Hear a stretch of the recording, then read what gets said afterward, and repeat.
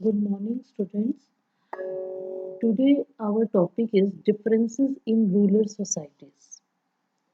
As in my last video, I told you that people use different strategies for increasing the production. But after that, the benefits were uneven. Now, the question arises, what is evident is that there is a growing differentiation among us people engaged in agriculture. It means that after that, maybe we saw the increasing in the production was too much increased, but after that we saw a lot of differences in the societies. Now, how can we know that on that time there was a differences in the societies? Stories, especially within the Buddhist tradition, refer to land as agricultural laborers, small peasants, as well as the large landholders. It means that on that time society was divided into three parts. Then the term Gahapati. Gahapati was the owner, master, or head of a household who exercised control over the women, children, slaves, and workers who shared a common residence. He was also the owner of the resources, land, animals, and other things that belonged to the household. Sometimes the term was used as a marker of status for men belonging to the urban elite, including wealthy merchants. So, Gahapati was often used in the Pali text to designate the second and third categories. Then the large landholder as well as the village headman emerge as a powerful figure and often exercise control over the other cultivators. Early Tamil literature, last point, also mentioned different categories of the people living in the village, like as the large landholders called the Vallar, plowmen, Uzwar, and slaves, Adamai. It is likely that these differences were based on the differential access to land, labors, and some of the new technologies. Now, the next topic is land grants and new ruler elite class. From the early century of the Common Era, we find grants of lands being made, and many of which were recorded in the inscriptions.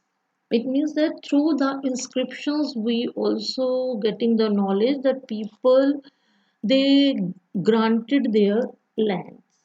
They grants their lands. Some of these inscriptions were on stones, but most were on copper plates, which were probably given as a record of the transaction to those who received the lands. So in this way, through these inscriptions, we know that on that time people granted the lands. The record that have survived are generally about grants to the religious institution or to the Brahmins. Most inscriptions were in Sanskrit, and in some cases, and especially from the 7th century onward, part of the inscription was in Sanskrit, while the rest was in the local language such as the Tamil and Telugu. It means the bilingual language we see the inscriptions. Then the Prabhavati Gupta. Now we taking a one such inscription which also gives us the knowledge about the Prabhavati Gupta. Prabhavati Gupta was the daughter of one of the most important rulers in the early history, Chandragupta II. She was married into another ruling family that was the Vakatakas, who were powerful in the Dakkan area. According to the Sanskrit legal text, women were not supposed to have independent access to resources such as the land. However, the inscription indicates that Prabhavati had access to land which she then granted. She was a queen, and this was also the one reason, and her situation was therefore exceptional. It is also possible that the provision of the legal texts were not uniformly implemented.